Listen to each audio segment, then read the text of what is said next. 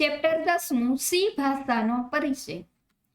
પહેલો વિકલ્પ જોઈએ. સૌ પ્રથમ સી પ્રોગ્રામ ફાઇલને નીચેનામાંથી કયું અનુલંબન આપવામાં આવે છે? જવાબ આવે છે એ સી. બીજું, સી મૂળાક્ષરોને કેટલા વિભાગમાં વર્ગીકૃત કરી શકાય છે? જવાબ આવે છે સી 4. બરાબરની નિશાની સી મૂળાક્ષરના કયા વર્ગમાં સમાવિષ્ટ છે? જવાબ આવે છે સી વિશિષ્ટ ચિહ્નો. ચોથું, સી ભાષામાં નીચેનામાંથી કયો શબ્દ યોગ્ય કીવર્ડ છે? જવાબ આવે છે બી સાઇઝ ઓફ. પાંચમું, સી ભાષા માટે નીચેનામાંથી કયો ચલ અયોગ્ય છે? જવાબ આવે છે ડી રેજિસ્ટર. છઠ્ઠું, સી ભાષા માટે નીચેનામાંથી કયો પૂર્ણ અચળ અયોગ્ય છે?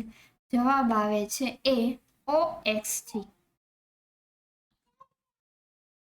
ત્યારબાદ સાતમું, સી ભાષા માટે નીચેનામાંથી કયો અપૂર્ણ અચળ યોગ્ય છે?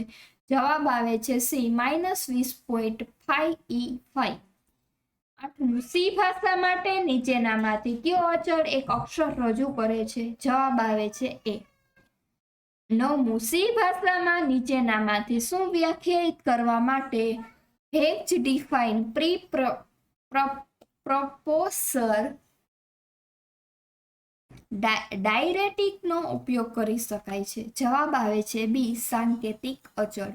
10મું, નીચેનામાંથી કઈ કી દ્વારા પ્રોગ્રામનો સીધો જ અમલ કરી શકાય છે?